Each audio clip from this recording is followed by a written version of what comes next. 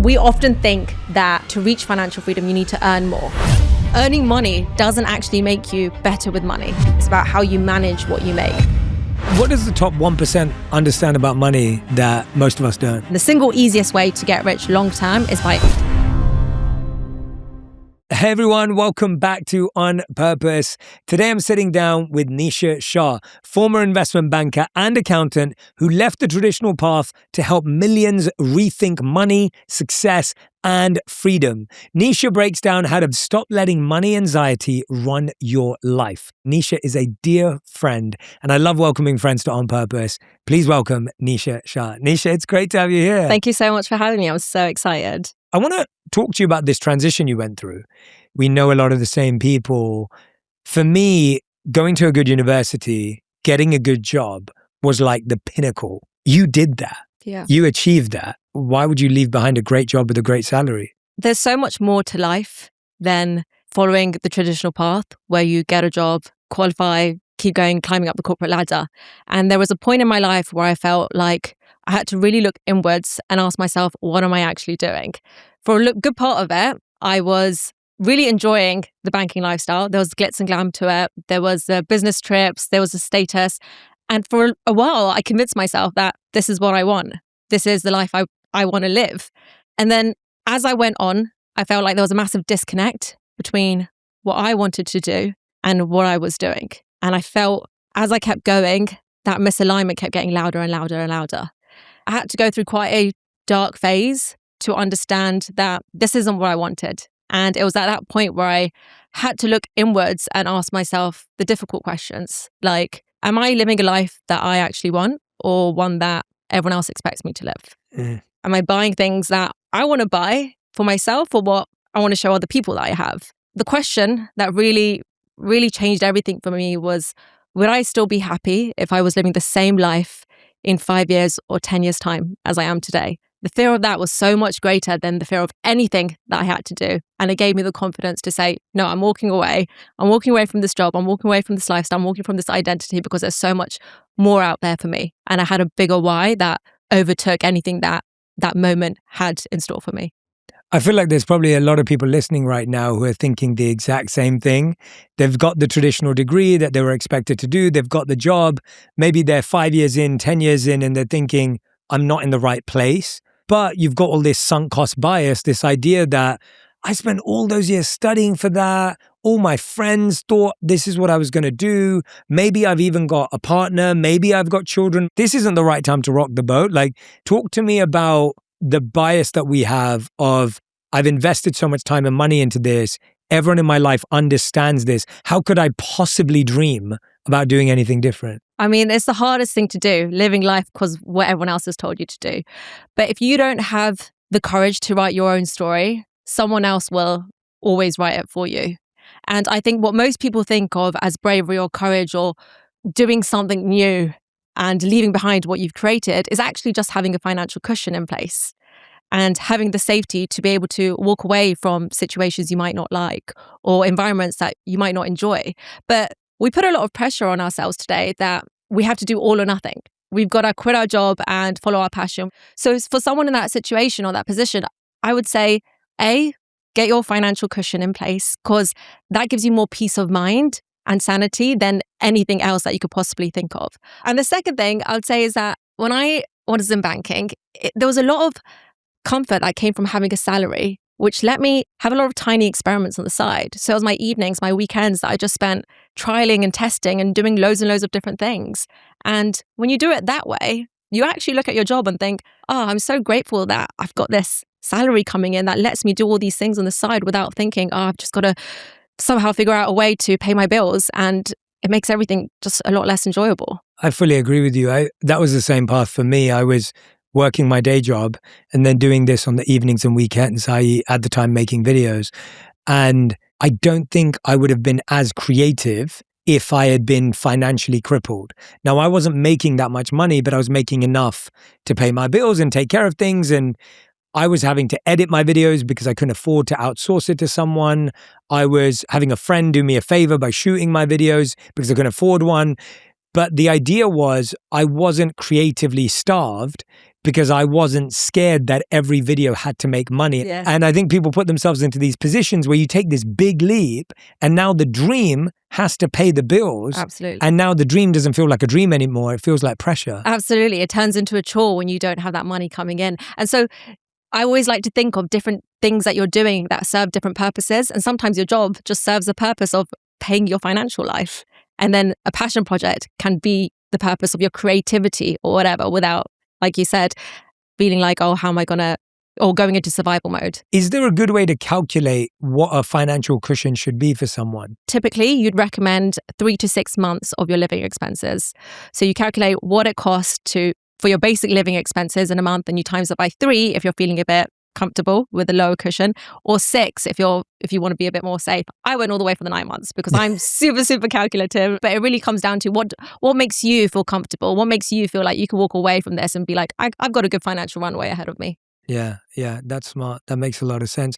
What was the cost? What were the things that were sacrificed in switching away from the life you thought you'd lead? I'd say the biggest thing that I sacrificed at that moment in time was this identity that I'd built around myself.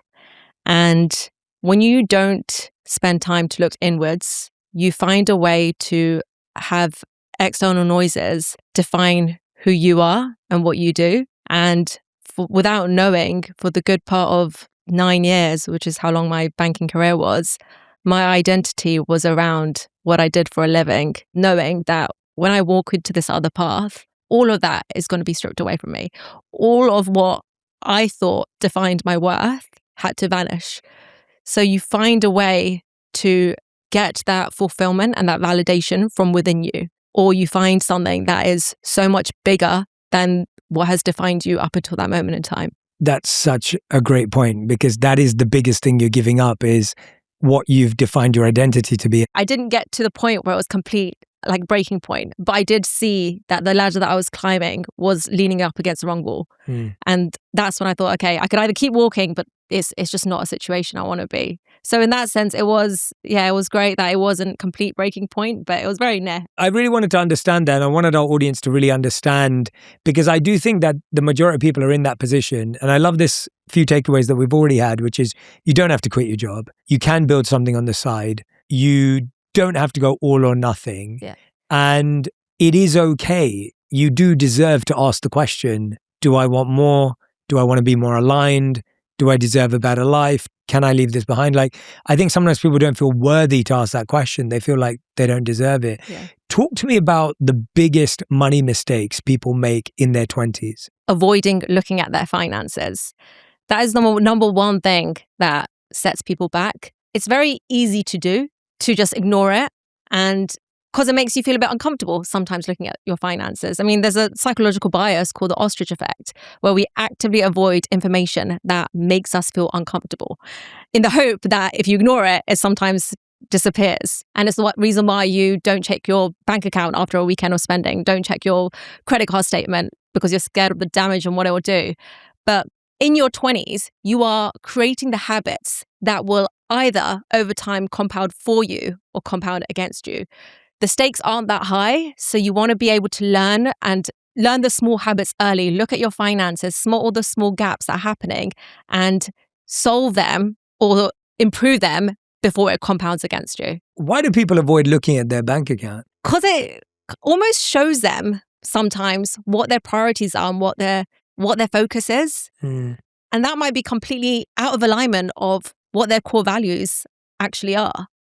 And they might impulse purchase, or they might buy things that they didn't actually think of at the time. And then looking at it and seeing, actually, these are all the things that I've bought, but all of the things that I wanted to do for myself, for my future self, have taken the back seat. So I think that's a big part of it. Yeah, I saw this study years ago which talked about how money has changed. So for example, before, when you paid for something, you took cash out of your purse or wallet and gave it to someone. So you actually had to count how many dollars, how many cents, how many pounds, wherever you live, right? And you had to count, and you'd be like, oh my gosh, this is a lot of money. Yeah. It's $100, it's $50, whatever it is. Then we had cards. And so now you can't see money anymore. Okay. And so it's so much easier to tap your card and put your card into a machine than it is to actually count the dollars. And now You just do an online transaction. So you don't have to give anything. You literally just type in a code or press buy and you click or whatever it may be. And the next thing you know, it's already there. And so spending money has become so much more easier. And so I get why people are scared, because it's like you've gone from having to count to having to give to having to click. Absolutely. And now you don't even have to think about it. Yeah, you could literally buy a car from your phone at 2 a.m. in the morning and not speak to anyone in the process. And so it requires effort. It's friction. And so the uncomfortable thing to do is create friction between you and a purchase. But that's the hard thing. It's hard to wait 48 hours before you make an impulse purchase and then decide if you actually want that thing or not. Yeah. It's hard to say no to an Instagram ad that pops up multiple times and decide you don't want to buy that thing.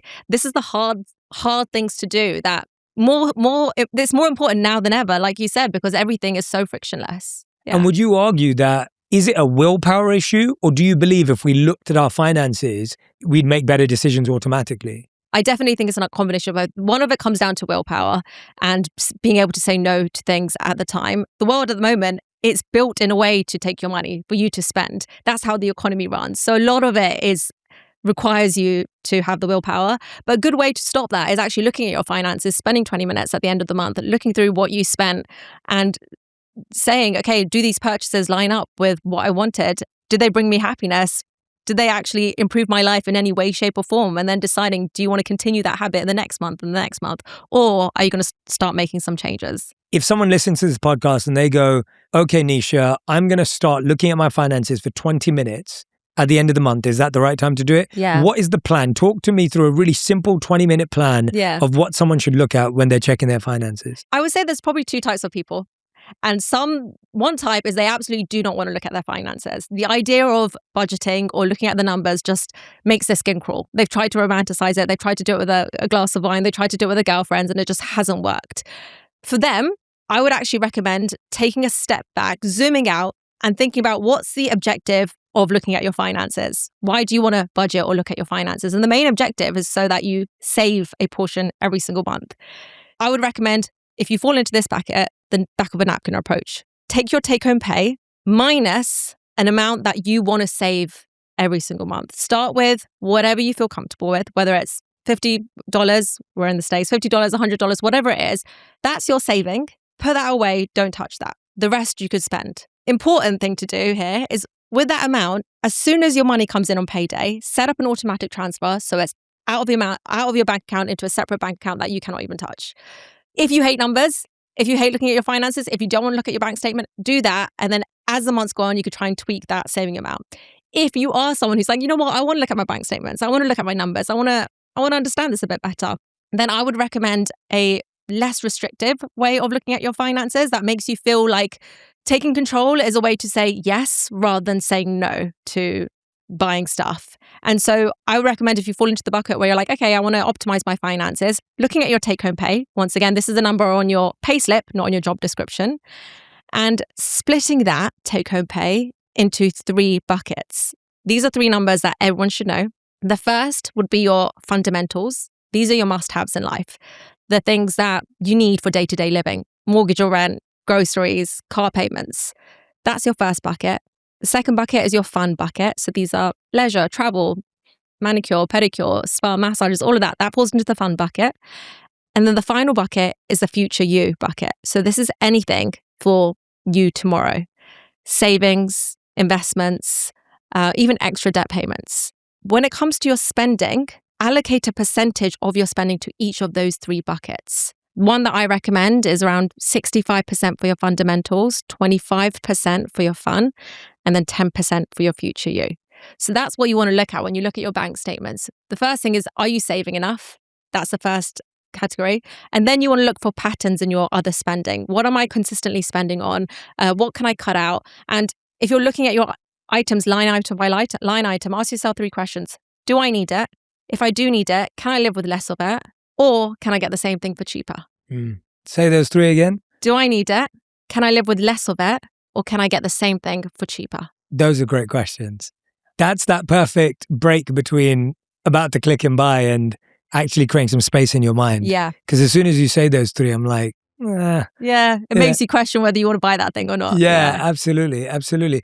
And I love your breakdown because One of my favorite quotes is from Warren Buffett, where he said, "Don't save what is left after spending, spend what is left after saving." Yeah, I love it. And that's exactly what you've just shared with us, which is you have to put aside your saving first. And I think most of us just spend and then see what we have left at the end of the month and then put it away. And of course, that never grows up. I think one of the biggest things, Nischa, is when it comes to finances, and I know I was like this, honestly, I used to feel like you had to wait for a big payday to make money and save money and invest money. And until you got that, it didn't really matter. Yeah. Like you're not really going to save that much, and little amounts, what are they going to do anyway? What are the micro habits that actually make us rich? Because I think we think it's these big things that happen, like getting a promotion, somehow selling an amazing company, or like, all these things that you see online that you think are going to make you rich. But what are actually the micro habits that make people rich? A couple of weeks ago, I was in a hotel lobby and this lady came up to me. She was super sweet. She said, "I watch your videos and I've been wanting to invest, but I need to know a little bit more. I still need to learn more about it." And as we got speaking, I realized that she knew what she wanted to invest in. She was following the recommendations that everyone says online, the S&P 500. She knew how much she wanted to invest. She even had an investment app downloaded on her phone, and she hadn't turned that knowledge into action yet for whatever reason. And we were standing there, we were both waiting for our taxis. And so I just said, "Okay, why don't you just do it right now? Why don't you just invest right now? You know what you want. You know what you want to do. We could do it together." So she did it. She got her phone out. She bought what she wanted to buy. And within 3 minutes, she had invested. And it was like this thing that she built up in her head for so long, this analysis paralysis, this fear, it just collapsed the moment she actually took action. And that is one of the micro habits that actually put people so far ahead, taking what you've learned and turning it into action. Because so often we just learn for the sake of learning and we don't actually do anything with it. So that is one of the main things. Every time you learn something new about personal finance, action it that day and then refine it as you're going. It might not be the thing that works for you, but it might. But as long as you keep moving and keep implementing your own life, that's what makes someone who's sitting in the back seat and doing nothing from someone who's actually taken the driver's seat and carving the way for their life. And another habit I would say is they create goals, but have concrete plans to follow up with those goals. So how often do we say, "I want to save more," or "I want to invest more"? All the time. Or I want to reach financial freedom, right? Yeah. We say it all the time. But one of the habits that people could get into the mindset of is following that up with the really, really concrete steps. So instead of saying, "I want to save more," it'll be, "I want to save 5,000 over the next 12 months. That's just over 400 a month. And to do that, I'm going to do X, Y, Z. I'm going to cut my subscription stack. I'm going to negotiate this bill and I'm going to automate my savings." That's a completely different situation now. Absolutely. Yeah, that's huge. Huge. You've now got a clear goal and a path to get there. And the people who are good with money and not good with money or bad with money, it's not about different goals. It's just the follow through plan of those goals. Celebrate your unique story with Pandora jewelry, crafted with meaning and exquisite artistry. I've learned that the most meaningful gifts aren't just beautiful, they carry a memory. When I think about gifting jewelry, I think about the women who've shaped my life. For Radhi, it might be a simple engraving that reminds her of who she is, even on the days she forgets. For my mom, it could be a charm that honors everything she's given without ever asking for anything back. From sparkling lab-grown diamonds to personalized engravings and heartfelt charms, Pandora offers endless ways to express what's in your heart. Each piece feels intentional.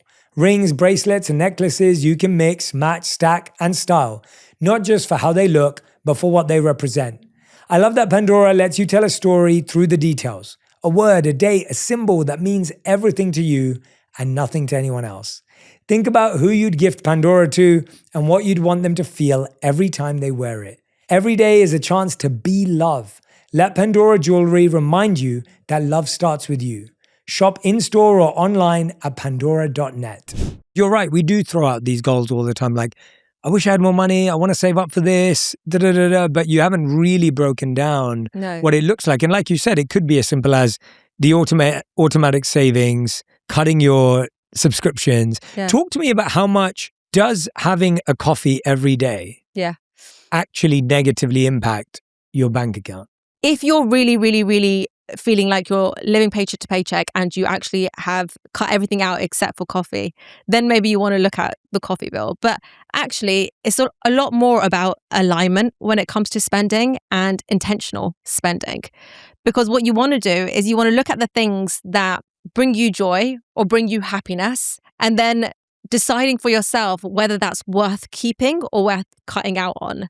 So I wouldn't say, oh, take out those coffees and instead invest that money. It's just looking at every single decision or every single pound or dollar that comes into your life and asking yourself, or what do I want the purpose of this pound or dollar to be? Because if you don't define its purpose, it will end up defining yours.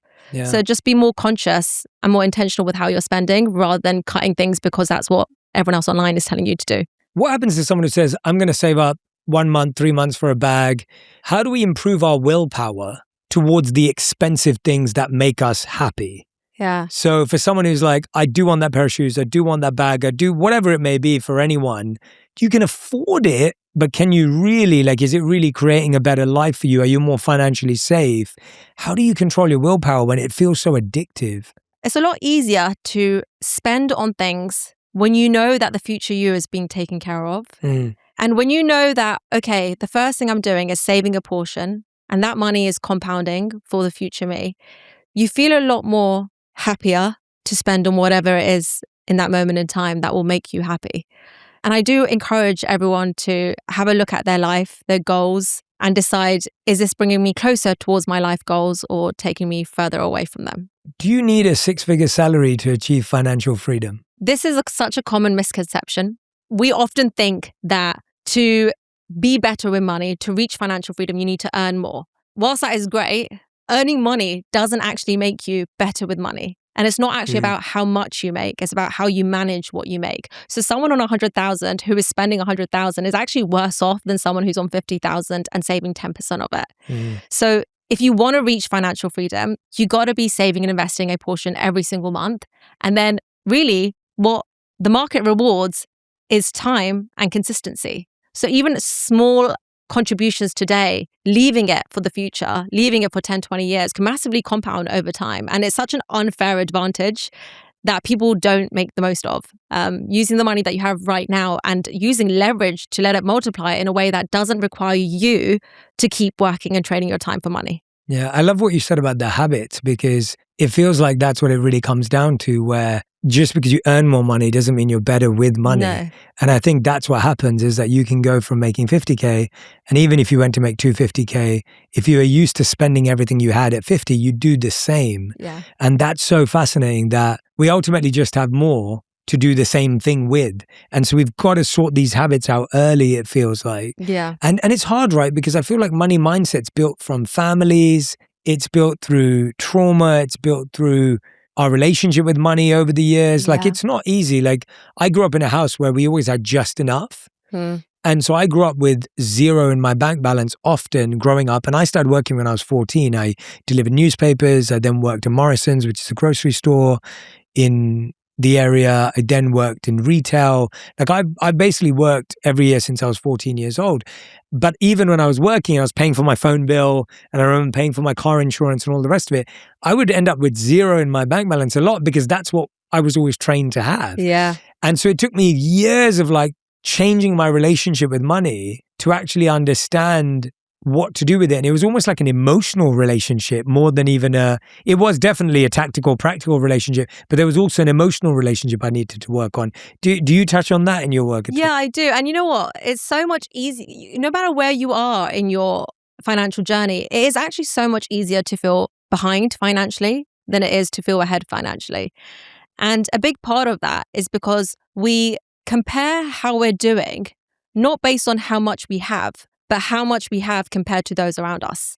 And there's research on this. There's research that shows that two people could earn the exact same income and report different levels of satisfaction purely based on whether the people around them are earning more than them or less than them. So you could be on 50,000 and you would feel and could feel happy about your finances if everyone around you is earning 45,000, or feel less happy about it if everyone around you is earning 55,000. That's wild, yeah. We measure our success based on we're humans, we're social creatures. We measure our success based on what's happening around us. And previously, this wasn't such a bad thing when our social circle didn't extend beyond our local town or our local neighborhood. You could be a baller, blissfully unaware of the bigger fish down the road, right? But now, with the internet, it exposes us to everyone, and the most successful outliers, the most successful anomalies are there for everyone to see.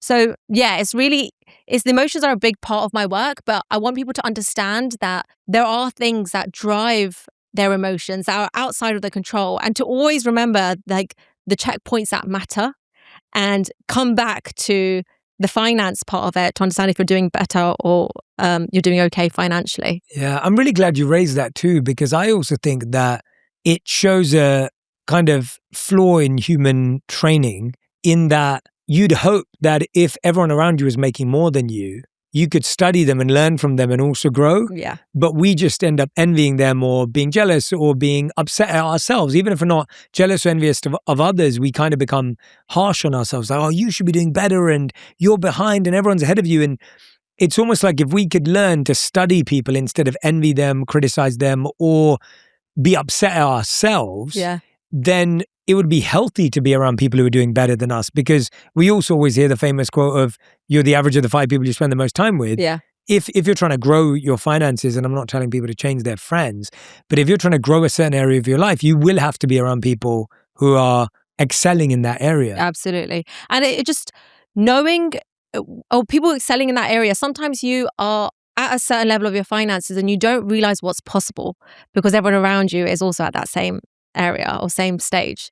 And I remember the moment when I heard someone earning X amount per month. That's when it clicked for me that I thought, oh, that's actually possible. And then when you get there, then you hear someone else say, oh, this is how much I earn per month. And it just changes your view on what normality is. Mm-hmm. And yeah, like it's not about, like you said, it's not about changing your circle to try and find friends that make more money, but just understanding that this is the things that are possible. And none of that is out of your reach. None of it is. Like you could do whatever you set your mind to and surround yourself with. What does the top 1% understand about money that most of us don't? There's the 1% of financial success, and then there's the 1% of financial happiness. And the two different things. Financial success is society's definition of happiness. Financial happiness is your intrinsic definition of happiness. And the people who are in the 1% of financial happiness, they get really, really clear on what they want out of life, what a good life means for them. And going back to my banking experience, this is a lot easier said than done. Because if you don't take your time to look inwards, then you're just going to follow what is outlined for you and the path ahead of you.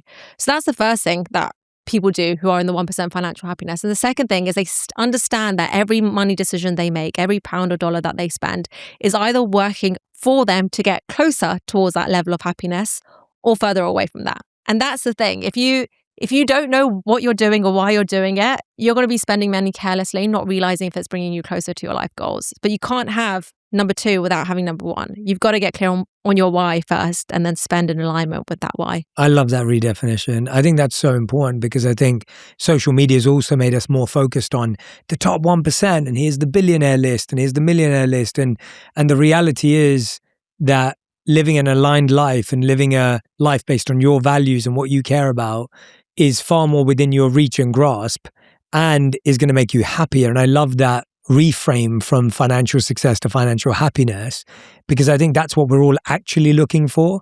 And it comes back to your same point of just, it's not just about making more, it's about knowing what you're doing with what you have and then allowing that to expand. And I'm so glad that you're kind of pushing that conversation out there as a money expert, because I think it's easy to get excitable and just talk about like how to make like $100 million or $1 million or $10 million and whatever. And it's like, well, that may be a long road. And, you know, this comes back to all the get rich quick schemes. It comes back to like people promising you can make $1 million in a week, like all that kind of, what's your take on passive income? Is it even possible? There is no such thing as completely passive income. There are different forms of income, but none of them are completely 100% passive without requiring a lot of upfront work. So glad you said it. It's just not. And the most passive way of actually making money with the least amount of work is investing. It is the easiest to get into, the easiest to understand, and you can make extraordinary amount of wealth through small amounts of income. So passive income in the way that it's marketed online or through what we see on the internet, it's take it with a pinch of salt and understand who's saying it, why they're saying it, and nothing is passive without a lot of work. The easiest way and the single easiest way to get rich long term is by investing in the stock market. Yeah, and I feel like that's, again, if you were exposed to that as a kid and you knew about it, then you know. Otherwise, it feels like this wild, wild west. Like, it feels so scary and you're like, well, how do I know what that means? Like, where do people start to give them a 60-second masterclass on investing? Where do people start? So we believe that to start investing, we need to pick individual stocks. We need to find the next Tesla, the next Nvidia, the next Amazon. But the truth is, that could work, but it's very, very hard to do. And it requires a lot of time and a lot of energy to do it, even semi-safely, and you could still get it wrong. Even experts get it wrong. Actually, a great example of this is in the 2008 Lehman Brothers, just before the financial crisis, just before they collapsed, which triggered the entire financial global crisis, analysts at one of the largest investment banks in the world gave Lehman a buy rating. A buy. A couple of months later, it collapsed. These are some of the smartest people in finance, and they have access to information, to data. They have experience that most of us don't have, and they still got it catastrophically wrong. That's to say, it is very, very hard to do. It's almost impossible to consistently get it right. If they can't get it right, it's very hard for normal people with less information, less time to be able to do it consistently and reliably. So the way that I recommend for people to start when it comes to investing is through index funds. Index funds is just, instead of buying individual companies, you're buying tens, if not thousands of companies all at once. So for instance, an S&P 500, it's 500 of the largest companies. You're buying a small slice of 500 of the largest companies, Coca-Cola, Amazon, Tesla, Johnson & Johnson, all in one go. And is the safest and most reliable way to build long-term wealth. Even Warren Buffett, he's instructed for 90% of his wife's inheritance to go towards low-cost diversified funds. For the majority of people, that is the way to go. Once you have that foundation set up, once you've got that set up, then sure, you can have your fun money and play around with some stocks that you might think are high growth, but you can't do that without having a solid foundation in place. It's just not worth that level of risk that comes with individual stock picking. And is that money that you're planning on leaving there for like a decade, 2 decades? Like, this is money you're not touching. And how much do you need to get started? Yeah, so I recommend not investing anything that you're going to need in the next 5 years, because historically, the stock market has averaged 8 to 10% over the long run. That's the average annual return of the stock market, but that is over the long run. If you look at any given year, the stock market could go up 30%, it could be down 40%. So if you need that money in the next 5 years, say you're saving for a home, you're saving for a car payment, you're saving for your kids' education. If you need that in the next 5 years, you don't want to put it in the stock market, because the last thing you want is to save money and then need it in the next couple of years. And actually at that time, the stock market is at a dip and you have to pull out at a loss. You want to avoid that. So any money that you want to invest, you want to make sure you don't need that money in the next 5 years, and you want to keep it there for 10 years, 20 years. The longer you keep it there for, the closer you get to the average stock market returns. Yeah, great advice. You can start with $1. You can start with the price of a loaf of bread. The hurdles that we had to invest back in the day just don't exist anymore. You could do it within a second on your phone with as little as $1. You just brought this up. Should people even plan on buying a home? You do not want to look at a home as an investment opportunity. There was a time when I thought buying a home was a really, really good decision. And when I bought my home, I thought that was a great financial decision, and it gave me a lot of comfort and peace of mind, knowing that no matter what happened, I will always have this roof over my head. That psychological comfort is hard to put a number on. Now I rent, and that gives me a huge amount of psychological comfort, because knowing that I could pick up and leave if an opportunity comes up, that I'm not tied to a certain place, that gives me a lot of freedom. So there's 2 ways to look at the buy and rent situation. First is actually, when it comes to your home, it is a psychological part of it. That plays a big, big role. And then the second part then comes the numbers. You want to figure out, okay, does it make sense for me to be putting this money towards buying a home, also taking into account the costs that most people forget, which is stamp duty, buying all the furnishing, legal fees, surveyor fees, all of that comes into the cost. Maintenance too. Maintenance, yeah. Or does it make sense for me to rent and invest that difference? So those are the ways you want to look about the buy and the rent situation. It's not what we used to think, which was just buying is the way to go. And if you're paying rent, you're just paying someone else's mortgage. There's so much more that comes into the emotions and the psychology of making something like a house purchase, which is one of the biggest purchases you're going to make in your entire life. A few decades ago, it felt like that's what you had to do. Why has it suddenly become a debate over the last 5 to 10 years, maybe? A decade ago, even for our parents' generation, it was a lot easier to get onto the property ladder. And if you compare the way house prices have gone up since then, Insane. Everything has gone up since then, and compare that to wages, it's not the same anymore. And for the majority of people, it's not as easy to do as it was for previous generations. And actually, with the way the stock market is going, it might make a lot more sense saving that money, but you have to be disciplined enough to save the money that you would have otherwise put in towards a mortgage, or the difference between a rent and a mortgage, and saving that money and then putting towards the stock market. So it's a very, very different economy that we're in. And whilst having or buying a home, if that's your goal, that's a great goal to have.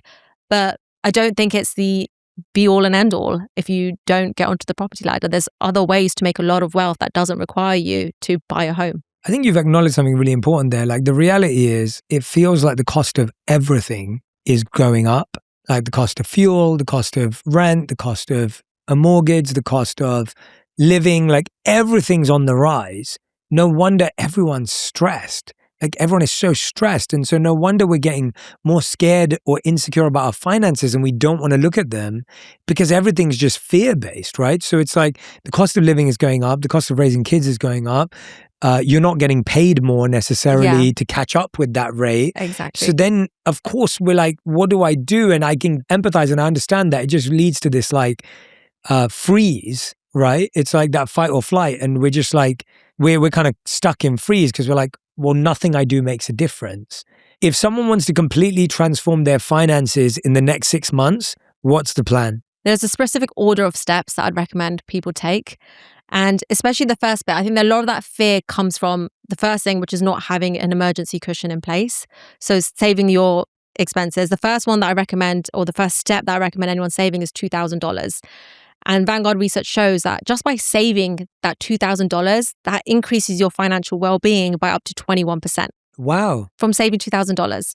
And then if you up that amount to 3 to 6 months, that's a further 13% on financial well-being. We don't realize the extent of having that cushion has to not operate from a place of scarcity. Just 2,000 to start. That's just amazing. 2,000 to start. Yeah. After that, you want to make sure that your high interest debt has been paid off. And by high interest, I mean anything above 8%.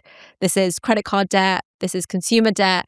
And I say 8% because historically, the average stock market return has been 8 to 10%. So if you have debt that is more than 8%, you're actually worse off financially by keeping that debt than by paying it off. So that's the first thing that you want to do.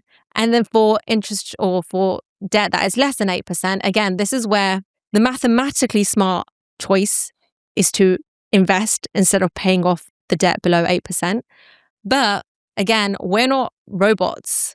We're not AI, we're humans with emotions. And we have a WhatsApp chat with some of the girls that I've known for like 13 years. And in that WhatsApp chat, we talk about our investments and what we've been investing and give each other ideas. And one of the girls, she has invested a far little amount. She's just dipped her toes into it, but she spent her whole time paying off her student loan and has nearly paid off her mortgage. For her, sure, the mathematically right choice would have been to invest her money.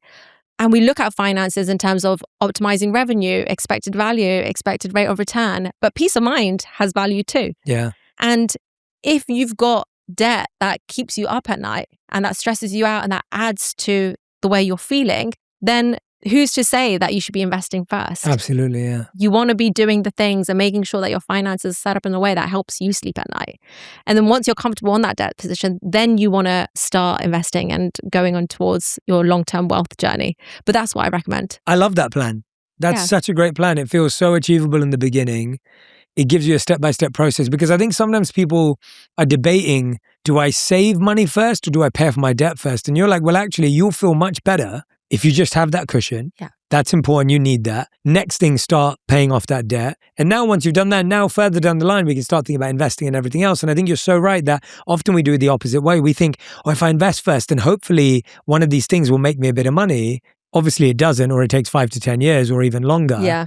And so the fear doesn't go away, the insecurity doesn't go away, and now you're not saving right either. So Exactly. I really like that reframe, because I'm really hoping everyone who's listening and watching right now, like Nisha's just laid out an absolute masterclass of what to do with your money right now if you're in that type position. And I couldn't agree with you more. Sorting out your financial well-being and your peace first is a much stronger foundation to build from. Sure, people need to get better with their finances, but I want them to use their finances to build a life that's more aligned for them, more bigger, more bolder. And that comes with deciding what peace of mind means for you and then doing what works for that.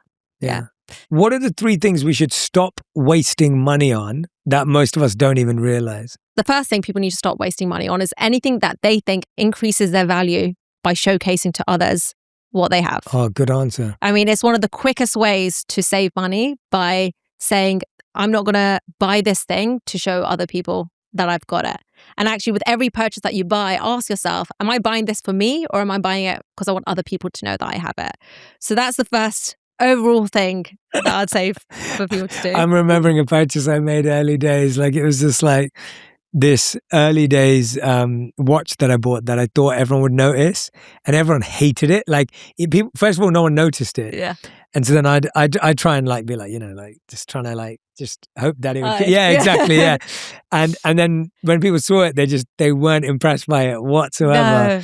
And I was like, wow, like, and that was like, it wasn't even that expensive. You know, even at the time it wasn't. And I was just like, oh wow, like that did nothing for me. Yeah. Because I didn't even like it myself. I bought it because everyone thought it would be cool.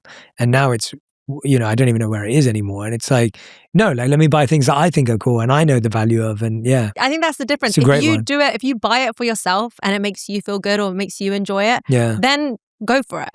But if you're purely doing it thinking it's going to bring you happiness based on other people's expectations or opinions, don't bother. It's not. And I've made a similar mistake. My first 3 months of my paycheck when I started at the first investment bank that I worked at went straight on a new car. And it was the most ridiculous purchase I could make. But I didn't have that introspection at the time to know whether this is what I wanted or if it was in line with my goals or not. Yeah. The second thing that people shouldn't waste their money on is upgrades. I actually believe that when you buy something for the first time, your level of happiness increases massively. But then for every marginal upgrade that you have after that, there's this diminishing law of return where the amount that you spend in proportion just doesn't match up to the extra happiness that you get. So actually, rather than spending that money on a new thing every single time, spending it on experiences or memories has a way bigger impact on your happiness and overall life satisfaction than spending it on the next big thing. Yeah, absolutely. The new iPhone, for example, like it's going to be the same for the next 4 years anyway. Yeah, and every time you've bought the upgrade, you really can barely tell the difference between the first one. Totally. I really appreciate that you're thinking about this advice, because the quality of insight you're giving is allowing us all to reflect. It would be so easy for you to just say, cancel your subscriptions, cut out the coffee. And those are basic things that sure people can look at, but the questions you're making us ask are actually the drivers of how and why we spend money. And I feel like that's so much more at the root of it. And the third thing I would say is actually when you're buying something, understand, are you buying it for the name or are you buying it for the purpose that it holds, the utility of it? So are you buying a designer purse because of the designer of it, or is it because you like the purse and it can actually help you carry your money around? And having that way of thinking actually can shave off a lot of the spending that you're unnecessarily doing in your day-to-day. Yeah, absolutely. Yeah, I've had so many friends I remember who've bought sunglasses or wallets that they thought looked cool, but then they never wear them or use them because they don't actually like it the way it looks on their face. But you made the purchase that day, you exchanged, and now you can't give it back and all the rest of it, and you're stuck with it. No, those are absolutely great, and I feel like it's so true that so much of the money we spend is either things that we're unaware of or because we're doing it based on some subconscious need that we're trying to figure out. And even if you do that, it's good to just know. So even if you're spending based on some subconscious need, it's like, it's good to just be aware of it and accept that that's what it is. What I want to do with you, Nisha, is I want to talk about saving that actually works. And so this is a little bit of a quickfire session on saving specifically, because I feel like so much of your work is based on helping us save better. Okay, what habit do successful savers do? Wait, hold on. Yeah. But I also want to say that you only save so much in your life. Okay, go on. You're flipping the script. And I like this. Yeah, you say that. I one thing I want people to understand and to know is that saving is only going to get you so far. You could only cut so many coupon codes. You could only find so many offers. After a while, you realize that you cannot cut your costs beyond a certain level. Whereas the other side, the earning income side, that side is infinite. And there is unlimited potential. And I actually feel like a lot of people miss the earning income side. And that has far more scope to change your finances than saving money does. We could just think about it. When you're saving, if you think about saving literally, what is it? If you think about it more broadly, it is the difference between your income and your spending. And one way to increase your saving is sure by cutting your spending. The other way is by increasing the amount you're making. Mm-hmm. The easiest way to increase your income is by creating more value. Money is just an exchange of value. Mm-hmm. And the amount of value you could create as a byproduct, money will come from that.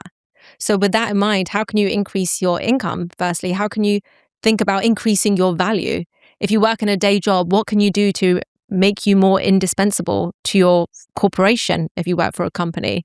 Can you take on projects that no one else wants to take on? Can you increase the revenue for your team? Can you cut the stress for your boss? What are these things that can warrant a pay rise or a promotion? And if you're working in a place or a situation or an organization where you're almost capped with your increases in your income and you can't get pay rises or promotions as you can in other industries, then the same still applies. It's how can you increase your value? But you want to look for ways to do this outside of your day job. Mm-hmm. Look at your friends, your families, your colleagues, and ask yourself, what do they need? And what do I have that can solve what they need? What skills can I charge for? If you think of your saving as the difference between your earning and your spending, if over time you keep earning more, you get those pay rises, you get those promotions, and your earnings increasing, and you keep your spending somewhat the same, sure, enjoy, upgrade. If you get a small bonus, spend a little bit to make yourself happy. I don't believe in the notion of just completely cutting out and just making your life consistent.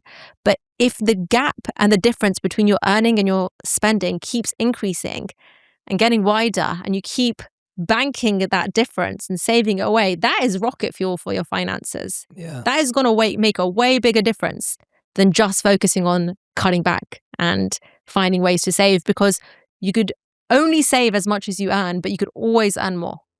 Yeah, I'm glad you did that reframe, and I'm glad you went there after talking about the habits for saving, because like you said, the habits will expand into wherever we are. But I couldn't agree with you more. I remember in my family, it was always about like making sure we saved every penny that we could, and that was really important to us. But what I found was that the amount of time dedicated to saving, so for example, if you'd bought something from the supermarket or whatever and you had to return it, or it wasn't perfect, or it was past its sell-by date or whatever. And I remember like sometimes my family would like sit on the phone for like an hour or 2 hours trying to save like 30 pence, a pound, whatever it was. Yeah. And as I grew older, I started to realize, well, if you put that 2 hours towards making money, it would just, and I'm not saying this is easy. I'm not saying that you're stupid if you're doing the opposite. That's not the point. The point is, time is money. We've heard that for years. And you can either put 2 hours, once you've done everything Nischa said, you're either spending 2 hours trying to save an extra X amount, which like you said is limited, or you have the ability to use that 2 hours, to use your creativity, to use your passion, to use your energy, to use your skills, to use your whatever it may be to actually create value in the world, which has no limit. And I love the way you put that saving has a limit, earning has no limit. But I think that's where it comes back to what we talked about earlier, where it's like, if you don't believe that you can make more, you listen to this conversation right now and you go, yeah, easy for you to say, and it's like, and I remember being that person, and that's why I'm raising it in a vulnerable way. Is I grew up in a town where the wealthiest person I knew made 100,000 a year. And I believed that if you were anywhere close to that, then you had made it in life. And that was the pinnacle. And I know that that's For some places, that's a high amount. For some places, that's a very low amount. But that was the amount where I grew up. Yeah. And I knew one person that made that. Everyone else was making 50K or thereabouts. I knew one person who made 100K and everyone just thought he'd made it. And then as time went on, I met people who made 100K, not in a year, but in a month. And I was like, what? Like, I never knew someone could do that. I didn't even know an entrepreneur growing up. Like, everyone I knew pretty much worked at companies. So I was like, oh, you can be an entrepreneur. Oh, you can run your own business? Like, fascinating. Then I met someone who can make 100K in a week. Yeah. And then I met someone who made 100K in a day and then an hour and whatever else it was. And I was like, oh my gosh, I have been living on this tiny little island, well, even though it wasn't, not knowing what was possible. And I say that with empathy and love and compassion to tell you that no one who's making that much money is that much smarter than you or better than you or knows more than you. They have just found a skill and figured out a way to use that skill to add value to other people. Yeah. And school didn't teach us that. Yeah. Chances are our parents didn't teach us that, not as a dig, just as they didn't have the skills either and they weren't given that training. And so don't limit yourself by that voice in your head that just goes, you can't do that, you don't deserve it, right? Yeah, and sometimes you have these voices that telling you if you want more money, you're a bad person, or that you're looking for to earn more, there's something about you that's not right. That is also completely wrong. That quote that is, money is the root of all evil, which is not money is the root of all evil. It's the love for money is the root of all evil. But trying to earn more isn't actually about the money necessarily. It's just about for a lot of people, having more money just exasperates who you are at your core. And if you could do more with the money that you have, then actually there's no harm in also wanting more for yourself. And a lot of people say, oh, I don't know if I can earn more, or I don't know if this is for me. I would recommend even setting yourself an hourly rate in your head, putting an hourly rate for yourself.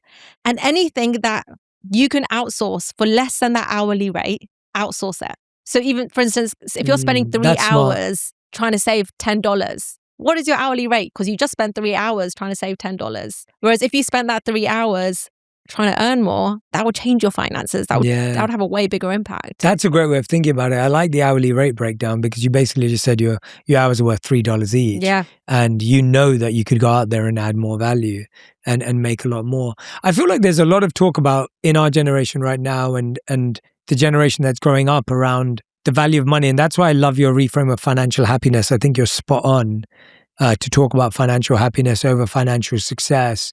What are the keys to people who are financially happy, not just financially successful? I'm just going to be talking from my experience here, where I've almost feel like I've lived 2 lives in a way, where I worked for a corporation for 9 years of it.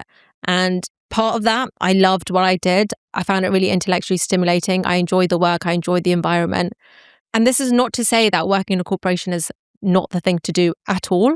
If you're an employee, own that and you enjoy it, that is totally for you. If you're an entrepreneur and you enjoy that, totally that's for you. But for me, I found that my version of financial happiness was to be able to work on things that genuinely made me happy, to be able to take on projects that I wanted to take on and that I knew I can do really well at. And also just being able to have more control, freedom, options, independence with my life. And whilst I don't necessarily think you have to get that from outside of as an entrepreneur or doing your own thing, I do think that a lot of people do look for the same things. Yeah. And that comes from getting your finances in check and setting it up in a way where, like we said before, you can carve a life that's more aligned to what you want. I also think there's so much of an idealization around being an entrepreneur today. Yeah. Like we're living in that era where it's like, quit your job, do what you love and whatever else it is. And I think about this 2 ways. One is I worked inside organizations with people who are really smart and sharp and are still at those organizations doing really well for themselves. Yeah. And I have an amazing team that I couldn't do what I do without. And they're incredible. And I'm very lucky to work with them every day. Exactly. And I look at that and I go, this pressure that's on people today for everyone to figure out what their own path looks like, I'm like, I don't think it's fair to put that on everyone. I don't think everyone's meant for it. And I don't think it's better than someone who succeeds inside an organization. Like, Steve Ballmer was inside Microsoft. He didn't invent Microsoft. Yeah. He's one of the wealthiest people on the planet.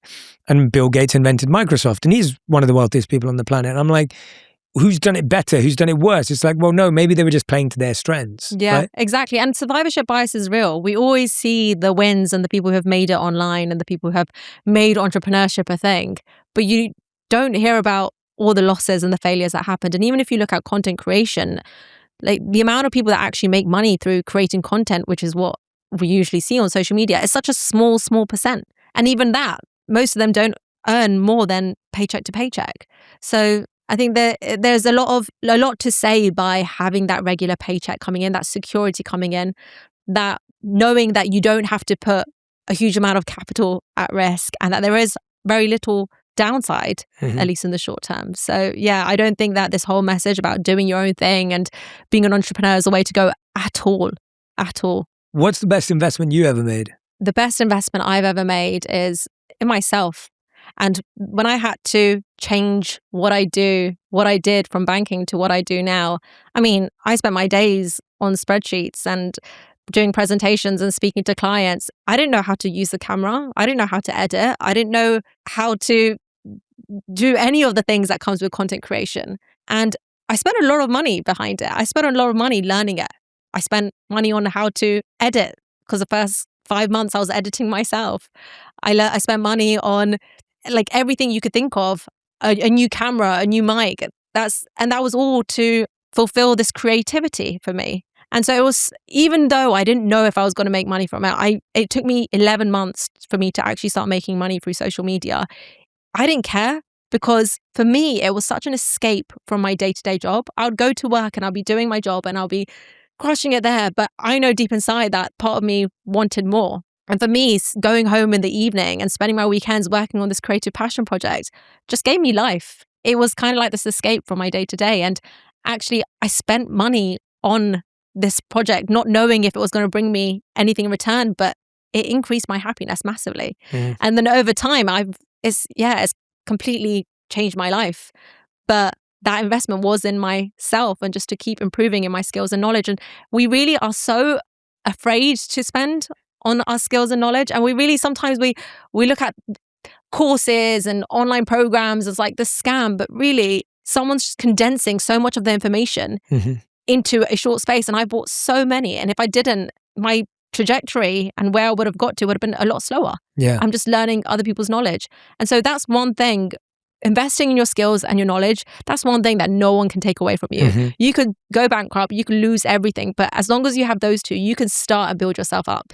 Yeah. With everything else, it can be taken away, it could be stolen, it could be robbed, but you own those things for life. And I think that is hands down the best investment I've made. Yeah, great answer. I feel like that's like a critical pattern in all high performers, is that they'd all say the best investment they made is investing in themselves. Like it's not a tech investment or something that made them $1 billion or $1 million, whatever. It's always this investment they made in themselves because they know that that's all they have. Yeah. And everything came from that. And I think we're so quick to, again, this isn't a criticism, it's a reflection point of, it's really easy to spend a lot of money on a vacation. Vacations are important, rest is important. Yeah. I am completely a proponent of avoiding burnout. But at the same time, there may be a period of your life where that investment in yourself may pay off for better future vacations.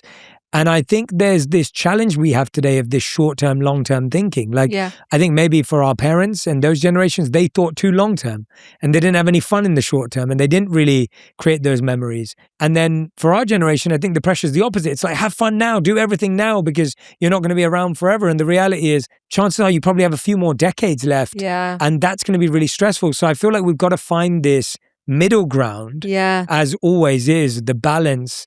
And I don't mean work-life balance, but I mean the balance of like short-term and long-term thinking. Like, I know I want to be happy today, but I want to be happy tomorrow and in 10 years' time. Yeah, and you can't take your money to the grave with you. Like, you've got to be spending it in your lifetime at some point. And there's that Bronnie Ware who's written that book, The Top 5 Regrets of the Dying. And for those anyone listening that doesn't know, she wrote this book, Top 5 Regrets of the Dying, where she, based on her experience where she was a nurse and spent time with people who were in the last weeks of their life. And what she found was that the main regret for people was that they didn't have the courage to live a life true to them. No one spoke about earning more or making more money or wishing they beat the S&P 500 or any of that. It was just living a life true to them. And so always using money in a way to live a life that's true to you. Yeah. Yeah. What's the worst thing you've ever spent money on? Or the worst money you've ever spent? The worst money I've ever spent was on my first couple of months of paycheck going towards a new car. Okay. I mean, at the time, it was the best thing ever. I mean, and I think there is a time and a place when you can do that. But at that point in my life, it wasn't necessary. And I could have spent it in so many other ways where sometimes I look back and I say to myself, oh, I wish I took some risks earlier on in my life, but I wasn't able to because I didn't have my finances set up in a way that enabled me to do it. And if I was a bit more conscious earlier on, I might have been able to play a little bit less safe earlier on. I think there is a feeling of being behind. Yeah. And you raised this earlier, but like just going back to it, like there's this feeling of like, oh, I wish I started saving when I was 25. Yeah. I wish I started saving when I was 35. What would you say to that person who's saying, I'm listening to Nischa, I wish you were in my life 20 years ago? The best time to plant a tree was 10 years ago. The second best time is today. You can't turn back time, but if you're sitting there watching this in your like 30s and 40s, you have so many other things that are going for you. You probably have a higher income than when you did when you were in your 20s or 30s. So you might be able to afford a bigger portion of your paycheck. And secondly, you have likely a more clearer definition of what you're aiming for and what you're aiming towards. And that can be very, very powerful in the long run because a lot of saving comes down to having something that you're saving towards and knowing why you're doing it. And when you have a very strong reason why you're doing it, you're a lot more likely to keep it up or keep with it.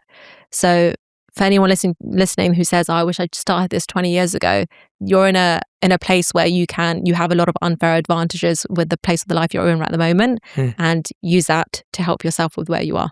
Great. All right. We're going to play a game that me and the team came up with called This or That Money Edition. So we're going to give you a choice and you have to decide. So Nischa, this or that money edition, financial discipline or financial flexibility? Financial flexibility. Explain. You've got to live life in seasons.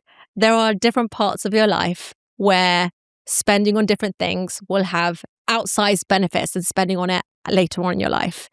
And when you're so stuck in discipline and structure, you forget the whole serendipity of life. You sometimes aren't so spontaneous. You miss things. You don't take on opportunities.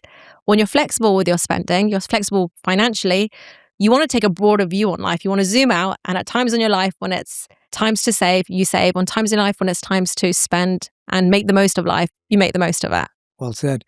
You get a $500 bonus, invest it or use it to pay off debt? Me personally. No, anyone. Depends. I mean, this is the boring answer, but it depends what debt you have. If you have debt over 8%, pay that debt off. If it's less than 8%, I mean, I'm a mathematical person. I always go for the financially optimal decision when it comes to debt and investing. So invest it. Expensive wedding or save for the future? Save for the future. Talk to us about that. I do love the idea. I'm not against weddings at all. I love the idea of having everyone in your life on both sides together in one room. And it's probably the only time where both of your partners will have, or you and your partner will have all your friends and family in one room. And that doesn't come around again. But I don't think you need to spend a lot of money to be able to do that. And there is a lot more that comes from a return on a relationship when you spend towards the life that you're trying to create with someone than just hosting a big wedding. I think about it all the time, like just how much is spent on weddings, and even compared to how much we had the time, me and Radhi had at the time when we got married, and how much we spent on our wedding. I'm like, I look back and I go, that was so irresponsible. Yeah. And I look back and I think, oh my gosh, like I can't believe no one just talked some sense into us. And we didn't even spend that much, but we spent a lot for what we had is what I'm saying. Yeah, no, same here. And it's because that's what everyone around you is doing. Totally, and so when you're not doing it, you feel like you're behind or something's not going right. But it's not something that you always reflect on looking back. Yeah. Credit cards only or debit only? If you know how to use credit cards in a way that can stack up for you, credit cards. Only if you are paying them off in time. Because if you use credit cards correctly, the bonuses, the advantages that you get from it is way bigger than what you'd get from debit card. Not to mention also the insurance and the protection you get from credit card spending as well. But if you are someone who thinks that with a credit card, you're just going to spend unnecessarily with money that you don't actually have, then debit card. Mm-hmm. Yeah. seeing a high balance in your bank account or knowing your money is working by investing it? I mean, it's so rewarding looking at your bank account and seeing that go up in value. But it's a very almost irresponsible way to look at your finances. And when you invest your money, you can still think of that money as yours. It's just in different forms. Rather than in cash, it's growing for you in assets. So 100% anything over your emergency fund and money that you don't need in the next 5 years, invest it. Let that money be working for you. $1,000 online shopping for a dress or $1,000 invested? $1,000 invested, hands down, unless you're going to a place where the way you look might generate more than $1,000 for you. Good answer. Good answer. I love it. Well done, Nischa. I think you did great on this or that. You're fantastic. We end every episode of On Purpose with a final 5. Okay. These questions have to be answered in 1 word to 1 sentence maximum. All right. Nischa Shah, these are your final 5. Question number 1. What is the best financial advice you've ever heard or received? Best financial advice I've ever heard or received is you can't take money to the grave with you. You got to spend it in your lifetime.